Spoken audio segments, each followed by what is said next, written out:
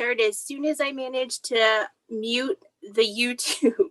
Okay, so hi everyone. My name is Leslie LaRose, and I am the director here at the Augusta Memorial Public Library.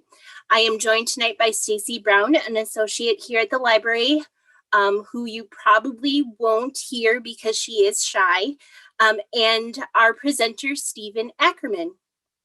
Thank you for attending our program this evening on the wreck of the Edmund Fitzgerald, the ship, the storm, and the song. I had wanted to get captioning available on the program tonight, but was unable to make that available for the live viewing. We will have captioning available on the recording that will be posted to this same channel within a week. I optimistically want to say tomorrow, but the pragmatist in me says stick with a week. So that's what we're going with. I apologize for any inconvenience that this may cause to anyone trying to view this tonight. We do have someone monitoring our YouTube comments. So if you have questions for Steve, please type them in and we will try to get answers from him throughout the program. This evening's program is sponsored by UW-Madison Badger Talks, bringing the UW to you. Professor Steve Ackerman moved to Wisconsin in 1987 to work as a research scientist in the Space Science and Engineering Center, SSEC, and joined the UW-Madison faculty in the Department of Atmospheric and Oceanic Sciences in 1992. Professor Ackerman served as director of the Cooperative Institute for Meteorological Satellite Studies, SIMS, from 1999 to 2019. This research organization is a collaboration between the UW-Madison and the National Oceanic and Atmospheric Administration, NOAA. Wisconsin is widely recognized as the birthplace of weather satellites, and SIMS is key to Wisconsin's current reputation. He is currently serving as Vice Chancellor for Research and Graduate Education at UW-Madison. Recognition awards include being elected Fellow to the American Meteorological Society, AMS, in 2014, and the Wisconsin Academy of Sciences, Arts, and Letters in 2011. He received the AMS Teaching Excellence Award in 2009 and a UW-Madison Chancellor's Award for Distinguished Teaching in 1999. He is also a recipient of the NASA Exceptional Public Service Medal in 2010. He, along with Professor Jonathan Martin, is one of the weather guys who appear monthly on Wisconsin Public Radio to discuss the weather and climate. They also write a weekly blog and a column for Wisconsin State Journal to answer people's weather questions. Please welcome UW-Madison Professor Steve Ackerman.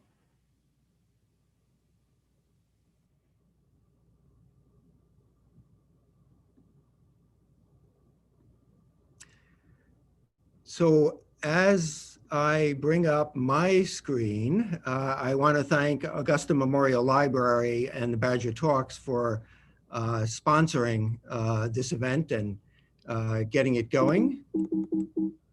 Hold on one second here.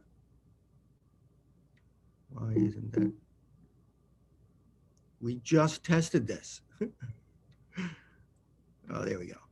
Okay.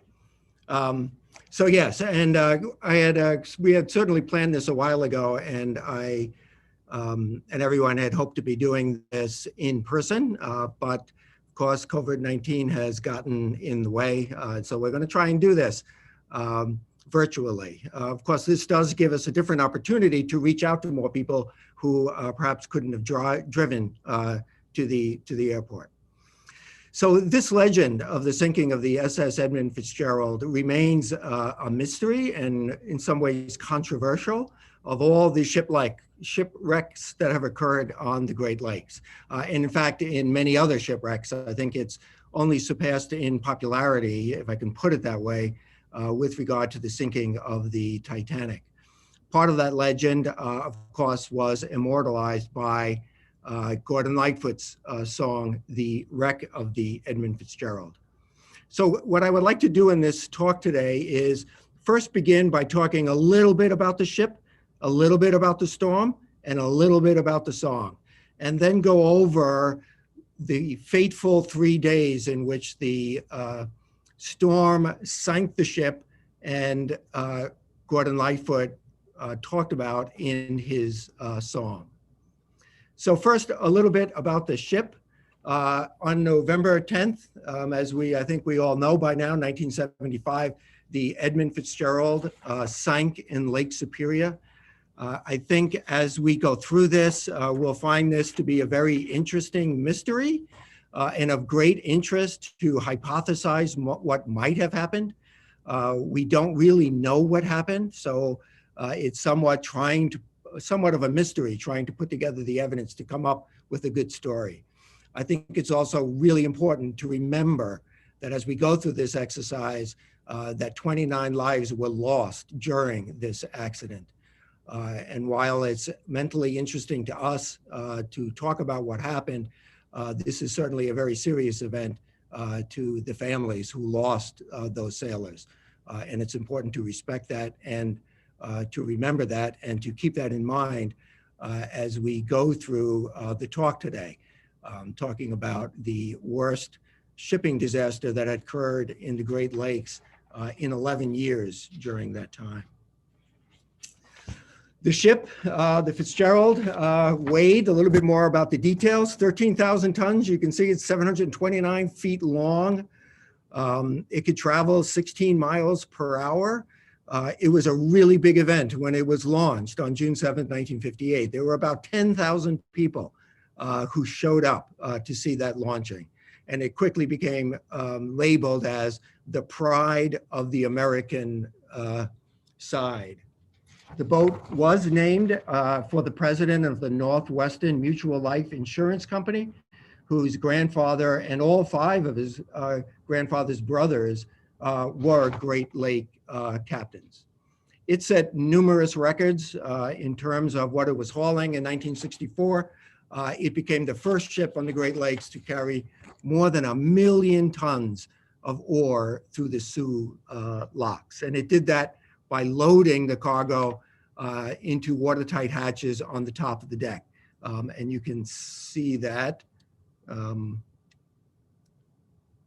if my mouse will do you, right around here, if you can see my mouse. I'm not sure you can see my mouse, but a little bit about the storm. The storm occurred, that we're going to go through the cycle here during November 1975, November 9th through the 10th. It was an intense storm, what we call a mid-latitude cyclone that just ravaged the Great Lakes. It was a rather unique, well, it was a rather intense storm, but not a unique storm. Other mid-latitude cyclones have come through the Great Lakes areas in November. 2 noteworthy storms, which were very similar in strength and similar in the path that they took to the storm that sunk the Edmund Fitzgerald, was the Armistice Day storm of 1940 and a storm in November 1998, which never got named. And we'll talk about why it didn't get named and the other storms did. A little bit about the song. 1975, Gordon Lightfoot read a Newsweek article on the loss of the SS Edmund Fitzgerald. And in 1976, he released the song, The Wreck of the Edmund Fitzgerald. It reached #2 on the United States Billboard chart and was #1 hit in Canada. And if you listen to classic rock stations like I often do, you'll frequently continue to hear this song, The Wreck of the Edmund Fitzgerald. And I will encourage you as we go through the relationship now between the ship, the song, and the storm. I'm going to be showing you some quotes of the phrases in the song, and I encourage you to sing along. And you're there in your living room all by yourself or with family, so feel free to sing the words as you see them, because I'm going to guess that many of you know the tune. So the opening phrase goes, "The legend lives on from the Chippewa down of the big lake they call Bichigumi. The lake, it is said, never gives up her dead when the skies of November turn gloomy." with a load of iron ore 26,000 tons more than the Edmund Fitzgerald weighed empty. So one thing I want to point out about this storm in general is the song in general is that it's very accurate in terms of the representation. There will be times when I am going to point out things that this song got wrong. Some are, related to artistic license, let's say. But the first thing I want to point out is the phrase Gitchigumi. The Ojibwe call the lake Gitchigami, meaning big, be a great sea. In his poem, The Song of Hiawatha, Longfellow wrote it as Gitchigumi, and that's why it made it into this song, I think. The incorrect name, but that's the reason behind it. I find it also interesting, the phrase, the lake never gives up its dead. This is because of the unusually cold waters of Lake Superior. If you've ever gone swimming in there, you know how cold it is. In November in 1970, the water temperatures averaged around under 36 degrees Fahrenheit. So what happens typically when somebody drowns is the bacteria that are decaying a sunken body will bloat it with gas, and that will cause it to float to the surface after a few days. When you have really cold waters like this, that doesn't occur. And so they don't float and the lake doesn't give up its dead. 26,000 tons of ore come in the shape of talconite pellets. And that picture there is a handful of talconite pellets that I have, showing you what they look like. They're heavy iron and they're shaped somewhat like marbles, although not perfectly round. Again, going to the song, he's pointing out that the ship was the pride of the American side, coming back from some mill in Wisconsin, and it was bigger than most. In fact, when launched on June 7th, 1958, she was the largest ship on North America's Great Lakes. And to this day, she remains the largest ship to have sunk. As part of the song goes concluding some terms with a couple of steel firms when they left fully loaded to Cleveland. This is a map, we'll look at this later on as well, that's showing the path of the Edmund Fitzgerald. So that's the dotted line that goes up towards Ontario and then follows down towards the southeast along the coastline there. If you look at this map, the first thing you may think is, wow, that seems like there could be a shorter path. They were headed towards Whitefish Point, Whitefish Bay, Sault Ste. Marie. And we'll talk about why they took that longer path. The thing that I do want to point out about this song is that that iron ore was not actually headed towards Cleveland. It was destined to actually make its way to Detroit, where it was going to manufacture cars. So let's do a little bit about the weather now. I'm a weather guy. So we're going to talk about day one of the storm, and we're going to call it the birth of a mid-latitude cyclone. So we're going to start with what's going on November 8th, 1975. This is what the weather map looks like on that day at 7 a.m. Eastern time or 6 a.m. Central time. The blue lines with the triangles are cold fronts. I think many of you probably recognize that now if you're watching any kind of weather show forecast. The purple lines with alternating triangles and half moons are what we call an occluded front. So that's sort of the beginning of a dying stage of a mid-latitude cyclone. And the thin blue lines are associated with the surface pressure. And the more packed those blue lines are, the stronger the wind speed. Some of the other symbols that are on this map are what we call the station model. It allows meteorologists to look at a multiple of weather variables at any particular time at a particular weather station. For those of you who are familiar with weather maps, you can look and see what those are. I'm not going to go into that during this talk. The thing that I do want to point out um, is the presence of this low pressure in Colorado, just east or downstream of the Rocky Mountains. You can see it's a red low, and underneath it is the number 1008. That's the pressure level of that blue line. The development of these low pressures just east of the Rocky Mountains is a natural consequence of upper level winds that blow across the high mountain ranges. And while it is a beautiful day, as you know how to read the symbols there, one of the things the song is pointing out in this stanza, the good ship and crew was a bone to be chewed when the gales of November came early. What he's pointing out that is that, yeah, this is a beautiful day, but the song is foretelling what is to come. As I said, a development of a low pressure system just east of the Rockies is climatologically typically what happens. What I'm showing here is these blue shaded regions are typical areas of cyclogenesis.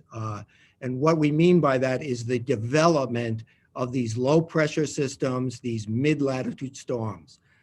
So one of them occurs just east of the Rocky Mountains. The black arrows then show the path that those storms typically take. So the storm that is developing just east of the Rockies on the border of Colorado and Oklahoma near the Panhandle, climatologically heads right towards the Great Lakes, as we'll see this storm does. Because it forms near the panhandles of Oklahoma and Texas, and it does a little hook, these storms are also sometimes called panhandle hookers. The other area up by Alberta, you can see that just skims along the just north of the border between the US and Canada, forming in Alberta, and is called Alberta Clippers because they move quickly. And they sometimes will affect our weather up here in the Midwest. So this is a typical type of weather pattern in the fall, when the skies in November can turn gloomy.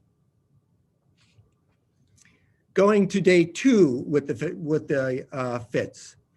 So it's early Sunday morning, and I want you to try and envision these, what this weather might look like as I talk through it. You might even want to close your eyes since I don't have any phrases of the song up and you can't sing. But on early Sunday morning on November 10th, in 1975, the docks at Duluth Superior began loading the Edmund Fitzgerald with these talconite iron ore pellets. And there was enough in there to make 7,500 automobiles. And if you've been around in 1975, you'll know that those automobiles made back then were really big and really heavy. So it's a lot of ore pellets. The way that they load it up is they slide it down huge hatch chutes like marbles into 21 hatches in the middle of the boat. And then the crew anchors each of the hatches with covers using special clamps, and each one of those covers weighs about 7 tons. So you can get an image of how big the ship is, how heavy the ship is. And it is, American pride.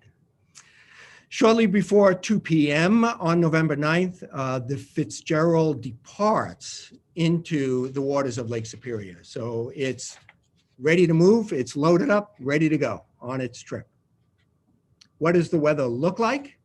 Well, this is what the weather maps are for November 9th, 1975 at 7 a.m. Eastern Time, 6 a.m. Central Time.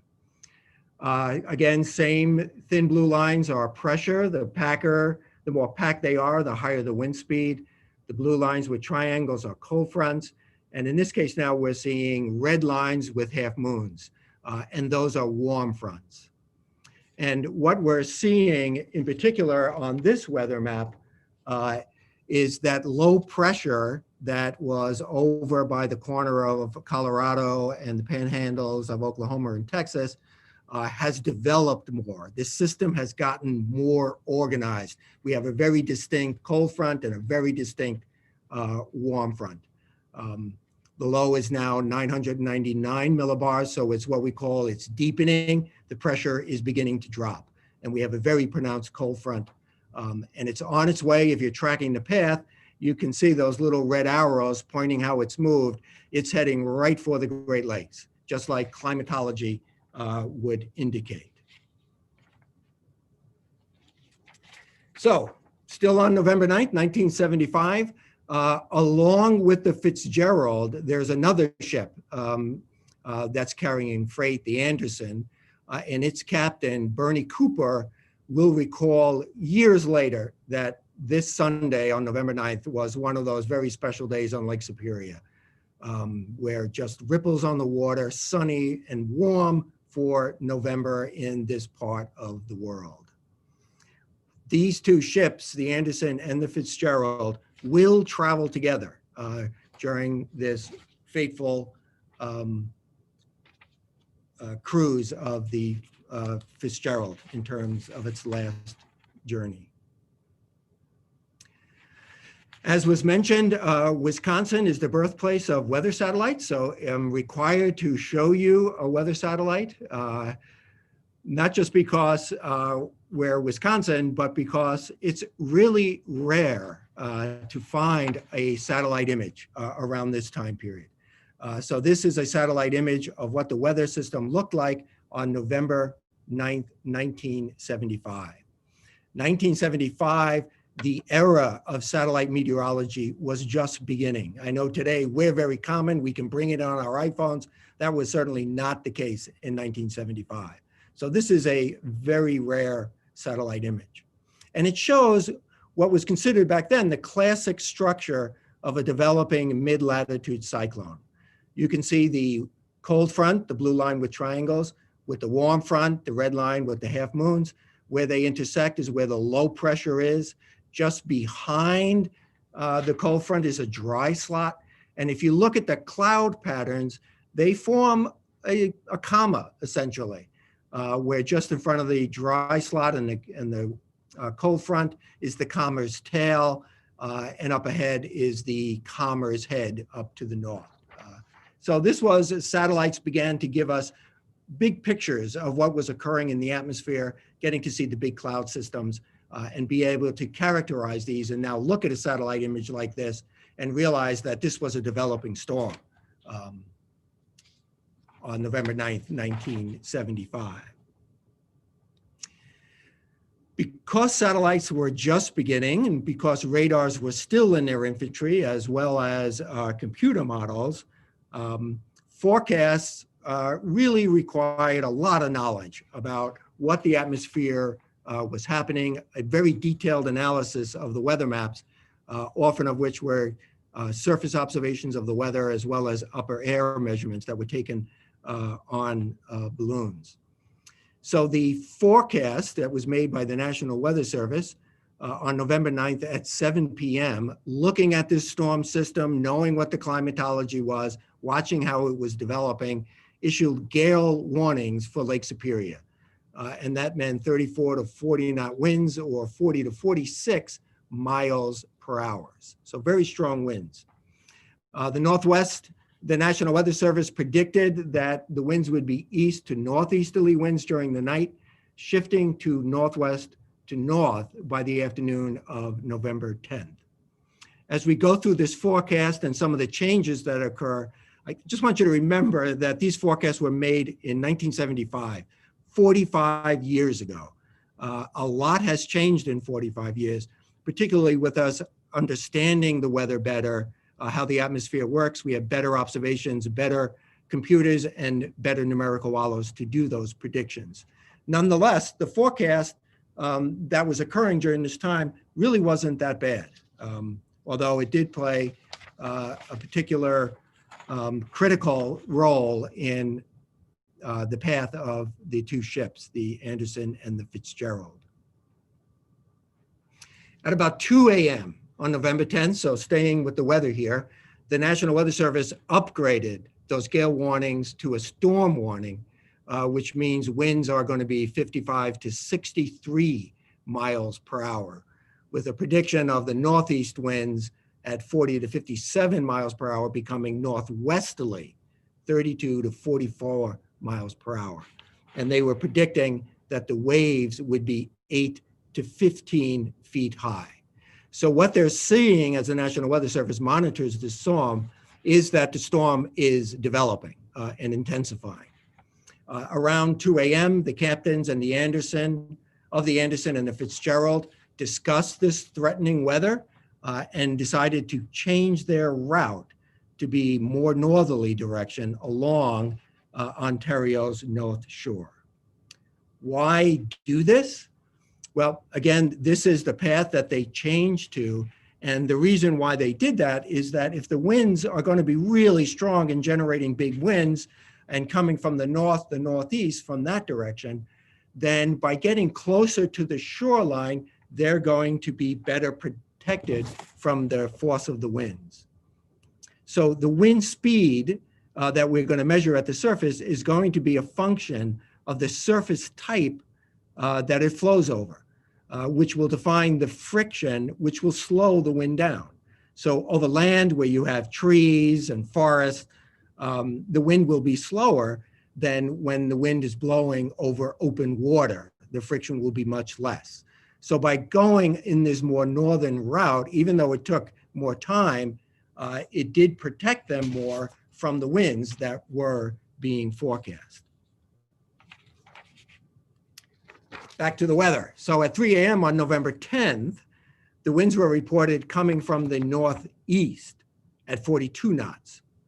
So the Fitzgerald and the Anderson were proceeding together, the Fitzgerald ahead of the Anderson.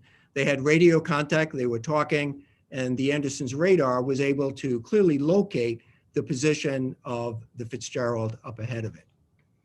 At 7 a.m., the storm passed over Marquette, Michigan, and started its path across Lake Superior. What does the weather map look like? This is what the surface weather map looked like at 7 a.m. on November 10th, 1975, or 6 a.m. Central Time. Again, you can see the warm front, the cold front, and now the occluded front. And when you get this type of structure, you know that the storm is very well developed and has reached its mature stage. Again, the thin blue lines represent the surface pressure, and where they are packed closely together is where we're going to have very strong winds. Those areas that are blue-gray, blue-green shaded are indications of where it's been, where it's raining, where the observations are saying it's raining. In the song now, there's the phrase, and late that night when the ship bell rang, could it be the north wind they'd been feeling? So what he's pointing out here in the song is that they're expecting northeasterly winds, but oops, maybe we're getting north winds. And that's going to impact the path that they took. A little bit more about forecasting, pointing out first that long before computers and apps on our smartphones, we needed weather forecasts, right? Farmers and sailors in particular needed to know if storms were approaching and how intense they were. So because of this need, people were always making observations and then developing rules of thumb. And we'll call this a folklore forecast. And they often put it in the form of a short rhyme so that it can be passed down through the generations based on people's observations. So it makes it more memorable. And many of these folklore forecasts are very accurate. And I want to point out this one, which is fast rise after low foretells stronger blow. And what this means, what they're referring to when they say low, is a low pressure system. And so what it's saying is that when the low pressure system rapidly increases, that indicates that the winds are going to get a lot stronger. And that's what this observation is showing. So here we're looking at the sea level pressure on the left as a function of time, starting at midnight on November 9th, going to midnight on November 11th. And the different colors represent the observation of sea level pressure at the different stations. And you can see, for example, in Marquette, Michigan, the red line, that it got down to a pressure of maybe 983 shortly after around 8 a.m. On November 10th. And then the pressure rapidly rised. And so this FOCLAV forecast is actually pretty accurate in saying that we reached a very minimum pressure and now it's rapidly rising. We could expect to see very strong winds. And that's exactly what happened in this case. The other meteorological thing I want to look at is what is causing the large wind speeds. So in the song again, it says, when the gales of November came slashing, when afternoon came, it was freezing rain in the face of a hurricane west wind. Two things about this, not quite hurricane winds. Hurricane winds, you got to have in a weak category 1 hurricane, which is not weak, it's the lowest category. You need to have 64 knot winds, and they have to be sustained, not just the peak wind. What I'm showing here in the diagram is the wind speed on the left, and the top one is for Sault Ste. Marie, Michigan, and the bottom one is for Marquette, Michigan, the observations of wind speed made there. And on the right side, on the y-axis, is what the pressure is. And so what we're seeing, the blue line is what the pressure is, and the black for Sault Ste. Marie, and the red line is what the pressure is for Marquette. And then the black lines represent the wind speed that's occurring at those two stations. And again, wanted to point this out because you can see, particularly in Sault Ste. Marie, that once that pressure starts to rise on noon of November 10th, it rises rapidly.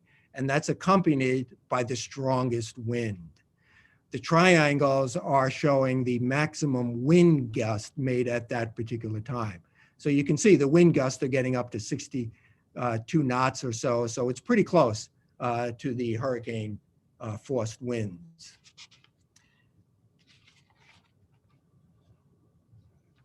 On the afternoon of November 10th, a wind shift is evident. At 2:45 p.m., the winds had backed, which means they went counterclockwise and are now coming out of the northwest at 42 knots. Steady winds at 43 knots or 49 miles per hour, and waves of up to 12 to 16 feet were reported by the Anderson, the ship.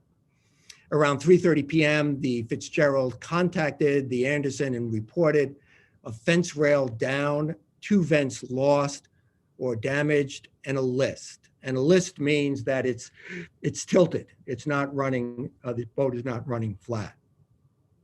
Also around that time, around 3:30 p.m., the storm had been so strong, so furious, that it closed the Sault Ste. Marie locks. And this is being reflected in the song by Lightfoot, where he says, the wind in the wires made a tattletale sound and a wave broke over the railing. So it's getting pretty nasty out there. Waves are hitting the boat, and as we'll see, coming over, knocking down a face rail, as well as vents. And the ship is clearly damaged and has a list, so it's tilted. Something's going on. Want to point out the importance of the shift of the winds to the west and northwest, which is different from the forecast. So remember, they changed this path to protect themselves from a wind coming out of the northeast. Now the storm has developed faster and is moving differently than what was initially forecast. So around this time, the winds are now coming from the northwest. What that means, you can see, as we were talking about friction, it's blowing over a lot of open water. So there's nothing to protect the ship from those winds. The other thing is, because it's blowing in that direction over a wide body of open water, that's going to influence the size of the waves that are generated while the two ships are traveling towards Whitefish Bay. The size of how big a wave will get as the wind blows over the ocean or over a lake is a function of three things: the wind speed, the duration of the winds, and the fetch. So of course, as you might expect, the stronger the wind speed, the larger the force that the wind is pushing on the water, the more it can pile up, the bigger the wave you're going to get. The wind in this case, again, has to be constant, not just the gust of wind, has to be a steady wind. And that's part of the duration as well. So as far as the duration goes, the longer the wind blows over open water, the larger the waves are going to get to be, because the more water you can move. And that brings us to the third thing, the fetch, which is the distance over the open water in which the wind blows. So you can see in the previous figure now, with the wind coming out of the northwest instead of the northeast, there's a much bigger fetch, which is going to generate more winds. We can do a theoretical calculation of the relationship between the maximum wave height and the wind speed. That's what the blue line is. Maximum wave height is on the wave axis, and the wind speed in knots is on the bottom x-axis. The wind speed in kilometers per hour is on the top. And the blue line is that theoretical relationship, which is the ultimately biggest wave you could get if it was just all open water and the earth was all water and no land. The little X's that are on there are showing some of the observations made by ships with regard to the wave, the height of the waves that they were observing. And you can see they're getting above 20 feet in size. So these winds are whipping up really big waves on the Great Lakes, which brings Gordon Lightfoot to be pointing out that at supper time the old cook came on deck saying, "Fellas, it's too rough to feed you." You can imagine in 20-foot seas, it would be difficult to eat. I'm not sure personally I would even want to eat. I probably would just want to try and curl up someplace and try not to get seasick. So again, that points the important part of the change in the path that they decided to take. Going back to the song again, the song is going at 7 p.m. The main hatchway caved in, and the cook said, "Fellas, it's been good to know you."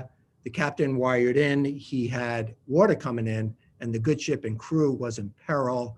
And later that night, when the lights went out of sight, came the wreck of the Edmund Fitzgerald. This phrase of the song, while romantic, makes it sound as if the crew knew they were doomed, just by what the cook is saying. But in reality, the sinking of the Fitzgerald at sea was very, very rapid. And it is unlikely that they did not know, particularly at this time, the seriousness of their condition, where they were at.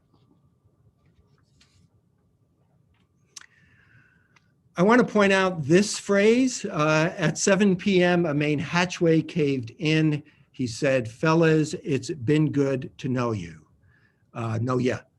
This was the original phrase of the word. In 2010, Gordon Lightfoot changed that phrase to, at 7 p.m., it grew dark. It was then he said, "Fellas, it's been good to know you."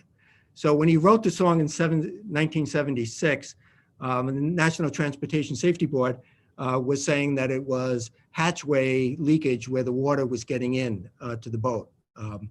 There's been a lot of additional studies, and it's not clear that what was happening. So in respect to the sailors and the family, he changed that phrase to take out hatchway and talk about it growing dark. If you ever have an opportunity to see Gordon Lightfoot sing, I recommend you go, because people will sing along with this song. And if they don't know he changed these words, the audience gets a bit confused about what happened to the words. Okay, in the middle of these howling winds, snow, sea, and spray, clearly something goes wrong. Around 3:20 p.m., McSorley calls Cooper on the radio and says, "Anderson, this is Fitzgerald. I have sustained some topside damage. I have a fence rail down, 2 vents lost." As the song was saying, he's checking, which means he's slowing down. And the captain of the Fitzgerald is asking the captain of the Anderson to stay with him until they get to Whitefish Bay. Of course, the Anderson acknowledges that, and they continue to go. Anderson, the captain of the Anderson asks, "Do you have your pumps going?" And the response is, "Yes, both of them." So they know something has damaged the Fitzgerald. He's listing, taking on water. He's got pumps trying to get any water that might be in the boat out of there. The storm continues to intensify. So around 4 p.m., the gusts blow over the Fitzgerald and take out its radar antenna. It also knocks out the power of the remote navigation station at Whitefish Bay. At 5 p.m., the lighthouse at Standard Rock, north of Marquette, is closed. The closest observing station to the Fitzgerald records wind gusts of 76 miles per hour. Cooper on board the Anderson had estimated wind gusts of more than 100 miles per hour. So remember, he's out in the ocean. Before 6 p.m., McSorley tells another ship captain via radio the following: "I have a bad list, lost both radars, and I'm taking heavy seas over the deck. One of the worst seas I've ever been in." So this is a very experienced captain pointing out that these are very strong seas, the worst he's been in. The other captains haven't phrased the roughness of the seas in that way. And we'll see why that might be the case as we go through this. The Anderson, again, is 10 miles behind the Fitzgerald and can see it. So what might be going on? I want to show this just a little demonstration. So here I have a pile of sand. And if I were to gently pour some water on here, you can see it doesn't roll off the table. It fills the spaces between the sand grains.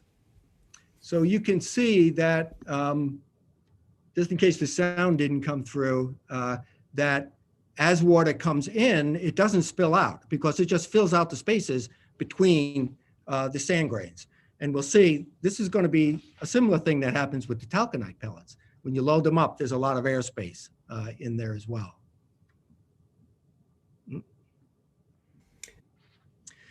All right, at 7 p.m., the Anderson gives navigation instructions to the radarless Fitzgerald. Remember, they lost both radars. And the Anderson first mate asks, "Oh, and by the way, how are you making out with your problems?" And the Fitzgerald replies, "We are holding our own." Immediately after this conversation, there is a snow squall that enshrouds the two boats. The Fitzgerald, because of the snowstorm, the radars were not as accurate back then as they are now. The Fitzgerald was hidden from the radar beam of the Anderson, so it wasn't expected to actually be seeing it. Just as suddenly, after the snow and the sea go by, around 7:30 p.m., they get a beautiful clear day, great visibilities. The lights on the ships, coming north from Sault Ste. Marie can be seen. But the Fitzgerald is nowhere to be found. There's no lights, there's no radar blip, there's no radio contact. Something's gone wrong. Captain Cooper searches for the Fitzgerald. How can you lose something, a freighter that huge in size? And he calls the U.S. Coast Guard to relay his worst fears, saying this is the Anderson, very concerned about the welfare of the Edmund Fitzgerald. He can't see any lights as he used to be, and he can't have them on his radar.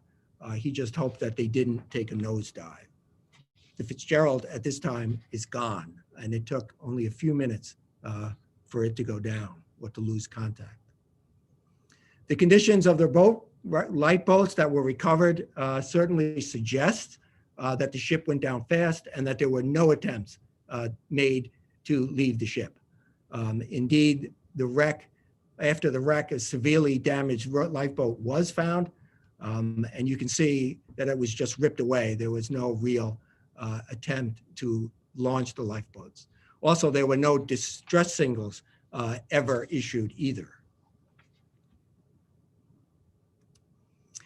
Going back to the storm, the song, "Does anyone know where the love of God goes when the waves turn the minutes to hours?" The searchers all say that have made Whitefish Bay if they put 15 more miles behind them. They might have split up, or they might have capsized. They might have broke deep and took water. So what happened?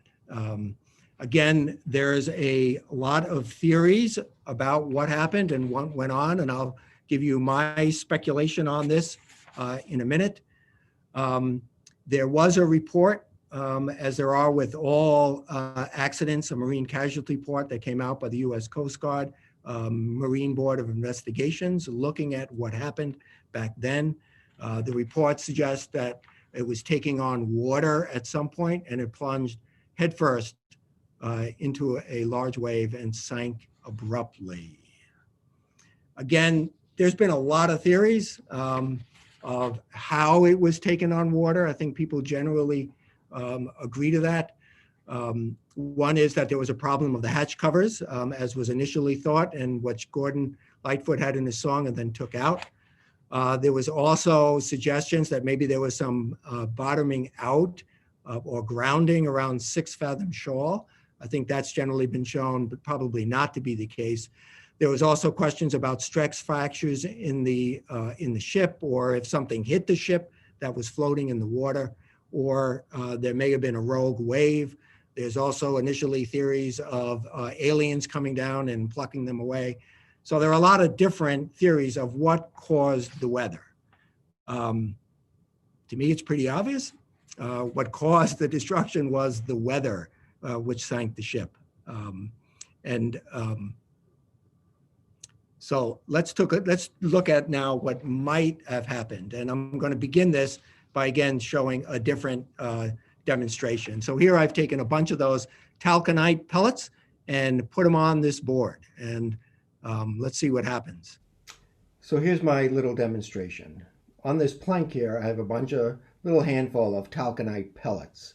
So imagine them moving along and then stopping. They go forward, they roll. So the key here in that demonstration is that these pellets are going to roll. So imagine you're on a bus and you're standing there and all of a sudden you're moving along nice and smooth and they put the brakes on, right? You're going to lurch forward. So imagine this situation. This, by the way, is a sketch of the Edmund Fitzgerald shipwreck from the 1977 U.S. Coast Guard Marine Casualty Report, where they went down and took images and then drew it up. One of the things that this really shows from the front is the amount of damage the bow of the ship took, which indicates that it struck bottom first and struck the bottom hard. The other image I want to show from this same report is how the two parts of the boat were laid out. So the bow is on the lower part and it's sitting forward, and the stern part is upside down, 175 feet away. And the circle there represents the approximate area of the wreckage, including talconite pellets that would be falling out. So there were a number of expeditions that went down and looked at the ship and its conditions and made a variety of different discoveries. What I want to suggest here is, one interpretation that kind of fits the story that we're talking about here. And that is that the ships take off, they're traveling together, beautiful weather, mid-latitude cyclone is developing. Based on the forecast that they have, they change their path. That keeps them on the lake longer, and it keeps them in heavy seas. For some reason, they're taking on water. We can debate on how that water might be getting into the boat, but it's clear they're getting on water. They're listing, and they got the pumps going, trying to get water out. If the water is getting into the cargo bays, then it's not getting out by the pumps. They can't take it out because the water is filling up the spaces between the talconite pellets, just like water pouring on the sand happened. So as you take on more and more water, the boat's going to get heavier and heavier and get lower and lower in the water, allowing those 20-foot waves to break over the boat and take out the radars and railings and things. In addition, as they're getting lower and lower in the water, the waves are looking bigger and bigger, which makes the captain of the Fitzgerald say that these are the roughest seas that I've ever been in. And then finally, as you're getting lower and lower in the water, as you're hitting big waves, it's getting harder and harder to go up and over the water. So if they're traveling at so many knots, all of a sudden, because of that squall line, they hit a big wave and that slows them down. All those pellets are going to move and cause the ship to break up. And the area of the wreckage and how that spread out suggests that the ship did not break up when it hit the bottom of the lake. It broke up higher up in order to get that distribution of wreckage. So again, there is no absolutely conclusive evidence which determined the sinking of the Edmund Fitzgerald. As Gordon Lightfoot ends with his songs, in this musty old hall in Detroit, they prayed in the Maritime Sailors Cathedral. The church bell chimed till it rang 29 times for each man on the Edmund Fitzgerald. They did eventually, while this is a protected site, you're not allowed to go down to where the Edmund Fitzgerald is sunk. They were able to go down and retrieve the bell and bring it back and put it in a museum. So again, these are the 29 sailors who perished in that catastrophe. And while there'll always be another extratropical mid-latitude cyclone and there will always be Great Lake freighters, these people were unique and irreplaceable, and their loss will be felt forever. And I think it's important to remember that. Because of this sinking, I will notice that there were, of course, changes whenever there's an accident, this type of calamity.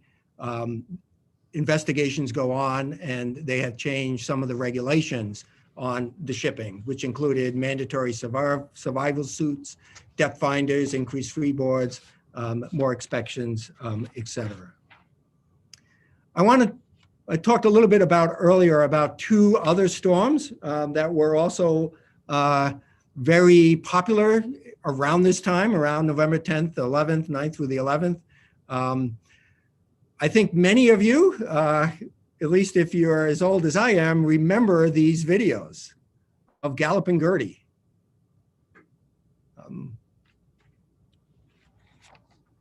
So hopefully you'll remember those. These was a ship, this was a storm that took down the bridge in Washington. And this storm actually is what we call today in the Midwest, the Armistice Day storm of 1940. It began up here, took down the bridge. They've again made improvements to bridges, so that doesn't happen anymore. You don't hit that resonance frequency. This is this path of the storm. You can see it took basically the same path as the Edmund Fitzgerald. In Lake Michigan, 66 sailors died in the sinking of 3 freighters traveling on Lake Michigan. 13 people died in Wisconsin, 13 also died in in Illinois, and 4 people died in Michigan. A lot of the people that died were duck hunters. So just like in the storm that sunk the Edmund Fitzgerald, it was a beautiful day before this storm hit. And then this storm hit and the temperature dropped 30 degrees from above freezing to single digits. And that led to the death of a lot of duck hunters, in addition to the sailors. So pretty much the exact same storm also killed a number of people. This was in 1940. There was another storm that almost followed exactly the same path in November 9th through November 10th. In 1975, the black line that goes with the red squares is showing you the path of the storm that sunk the Edmund Fitzgerald. The blue circle, the path above it, is showing you a storm that was pretty much the same thing that occurred in 1998. So I was living in Wisconsin, and I imagine many on the call here were probably living in the Midwest as well. The difference between 1998 storm and why it doesn't have a name, nobody died in that storm, the November 10th storm. And part of that is because we have satellite imagery to better check, trace these storms, radars, a lot more information going into our weather forecast systems, improved models, and improved understanding of how the weather behaves. So our forecasts have gotten better. Also communicating that out has gotten better. And so people were prepared for this storm. Other than that, I want to thank everybody who has been on here. I'm really sorry we didn't get to see you all. Certainly this legend will live on, just like Gordon Lightfoot says in the wreck of the Edmund Fitzgerald. There is, I'll just point out before I jump back to that, that there are a lot of details of the Edmund Fitzgerald and its last voyage. This is some of them that are available. But other than that, I'm just going to come back to say thank you. And if we have questions, we can certainly try to talk about some of them. We have had some questions come in. Do you want me to read them from chat, or are you seeing them, Steve? I think I can see some of them. And so, yeah, I'll go through them. PJ asked about curling stones. I know he's a colleague of mine. I am a curler as well as he is. So he's asking how many could fit into that. I'm going to have to calculate that because a curling stone is about 40 pounds. So I'll have to figure that out. Thumper is asking about weather warnings put out for this system. And the answer is yes, there were weather warnings put out.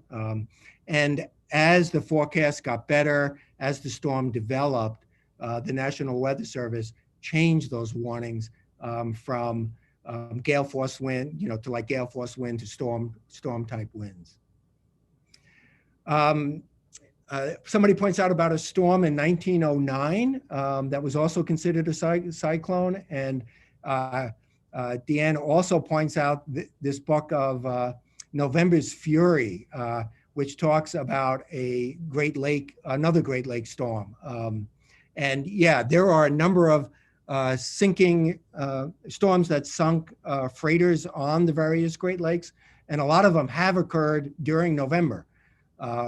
For a couple of reasons. One is you get these really severe storms as cold polar air swings down and meets tropical air that's heading northwards. That helps develop these strong storms. And also because you're getting towards the end of the shipping season, back in those early days in particular. So people were like really pushing to get out there and get one more load transported before the winter really hits in. And let's see. There was a question about, should they have left Duluth? And again, if you remember, this was the forecast that was going on in 1975. So at the time they're first leaving the ports at Duluth Superior, they're really not concerned about the weather, because there is no warnings being issued. That doesn't come until later on. There is, as I mentioned, a number of theories, one of which is the 6 fathom shoals. And there it was, did it bottom out? And I don't really see the evidence for that for a number of reasons. One is the depth of the water at that point. And then the other is, while we can't see the bottom of the front part of the Fitzgerald, we can see the stern part. And I don't think there was any evidence from those explorations down to the ship that there was any damage on the bottom of the boat that could have been caused by hitting the bottom. Was there, besides the lifeboats, there was a lot of debris associated with when it went down. By the way, the Anderson, after it went down, it was in contact with the Coast Guard, wanting the Coast Guard to send out search parties. The Coast Guard, said it was too rough to get any other boats out there. So the Anderson did turn around in those seas, knowing how dangerous it was and the threat both to their ship and the sailors on that ship, to try and find if there were any survivors. There was also another freighter that was around looking for survivors. And all they really found was debris, oars, pots, oil slicks, things like that. But there was no other evidence. In fact, one of the boats, one of the explorations that went down there, when they saw the ship, the cabinet where the navigators and the steerers are, the doors were closed. So there was no indication that they were trying to even get out, to even try and get on the lifeboats. And the depth of the where the wreck is, I think it's like, if I remember, it's like 520, 530 feet. So it's in really deep water right now. Yeah, the question of the hatch covers comes up often. And is that a place where water was coming in? Again, the Transportation Board investigation theorized that that's where the water might have been coming in.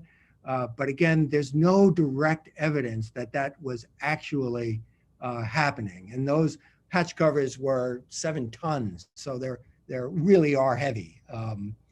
And again, that's why in the end, Gordon Lightfoot took that phrase out. Because, you know, one thing people may argue is that if it is the hatch covers, then the sailors didn't secure them well enough. And that is certainly not only disrespectful, there's really no evidence for any of that. So again, rather than try and theorize where did the water come from, I like to just get to the point and just saying, you know what? The storm was generating big waves and water was getting into the boats.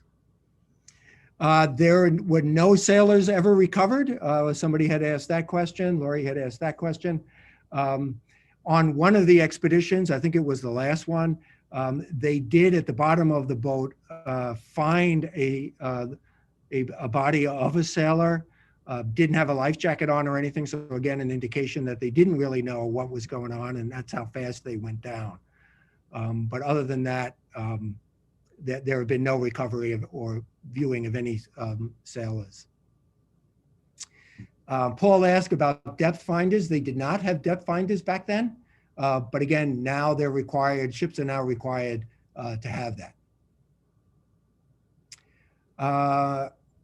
What do you, a good question about why did they never make a movie into this? I know they made a documentary on the sinking of the Edmund Fitzgerald, but I don't know of any movie that had happened. And the question was, how long of a journey did it take them to get to Detroit? Oh boy, I'd have to flip back. I'm not going to flip back, but they left on November 9th, right? Late in the afternoon on November 9th, I think, and was sunk on November 10th at 7 p.m. So a little more than a day, I guess, if I just did my math in my head correctly, which is sometimes dangerous.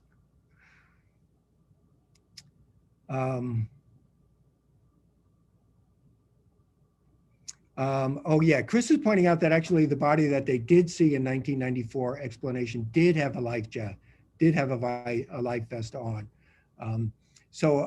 Yeah, again, I think if you're in those kind of seas, even experienced sailors may very well put on the lifeboats, put on life vests, whether or not they was any indication that they were trying to escape or not. And John is asking about how many times the Whitefish Point Lighthouse has failed. And I do not know the answer to that, but that is an excellent question. I'll have to look into that because, again, it would indicate the severity of the storm if that's one of the few times that that lighthouse failed.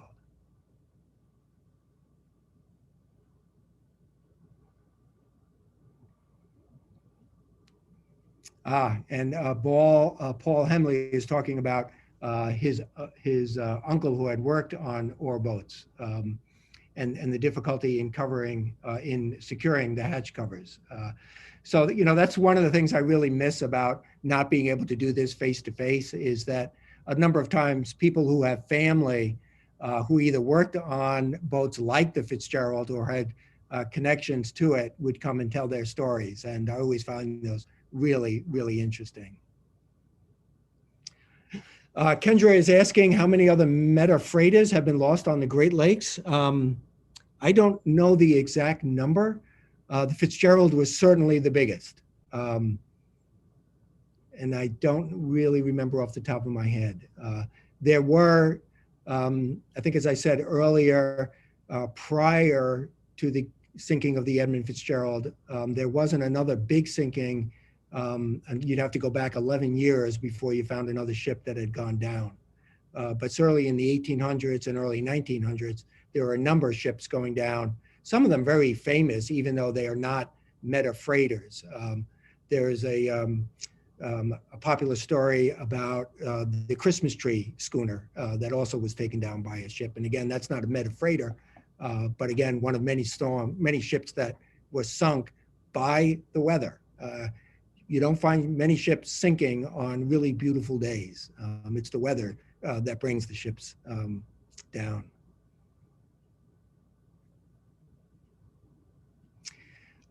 Question from Matt asking if the song made the history of the sinking of the ship. I think the song certainly helped memorialize the sinking of the Edmund Fitzgerald. I think it would still be a really interesting story that people would always be looking at because it was such an amazing story in terms of this huge giant boat going down, sinking within 10 minutes and losing everybody on board. And nobody really knowing why, other than the fact it was the weather. The weather caused it to go down, but the details of how, what really sank it are still a mystery. So I do think that it would still be talked about. Maybe not as many people would know about it. And that would have been certainly something, the ballad Wreck of the Edmund Fitzgerald would certainly bring it to many more people's attention. William was pointing out that if it nosedived, yeah, the bow, the theory is that, again, because we don't have it on radar, we don't really know. But the theory was that if it broke up above and nosedived, that it could have been that the bow went down on the water while the stern part was still up above water, and therefore visible. But again, because of the score line, the radar on the Anderson really couldn't pick anything up. And so we don't really know what happened to that radar return signal. The question, I think that the length that I gave early on about the length of the Edmund Fitzgerald at, what was it, 729 feet long was the size of it when it was made. I don't think that they lengthened it, at least not to my knowledge.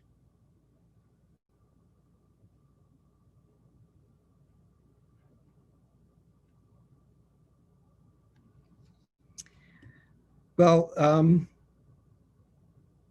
I think we've got the questions that we have gotten. I really thank the number of folks who came on to listen to this. If you have other things or personal stories that you would like to tell, I'm not going to tell you what my email is, but I'm really not that hard to find. So feel free to look me up and send me a comment if you would like to do that. I see we had one more question pop up from Matt, whether or not this was going to be the last trip of the ship or the captain. I don't think so. I'm not sure about the captain, but I don't think it was the planned last ship of the last route for the Edmund Fitzgerald. It carried a lot of iron ore, so it was very important not just to the shipping industry, but also to the making of automobiles and to that whole infrastructure. So I'd be surprised if I had learned at some point that that was planned to be the last trip of the ship. I think it was still considered to be waterworthy and should continue on. Probably need, yeah.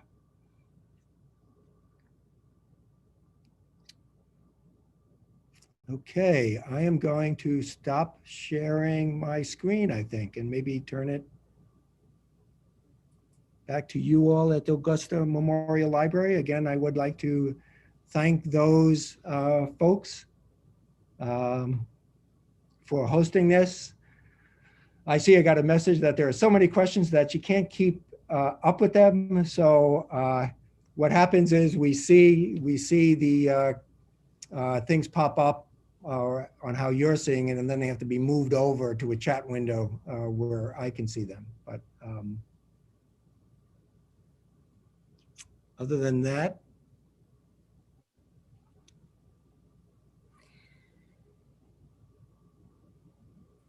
Thank you so much for the presentation. I am going to stop the live stream.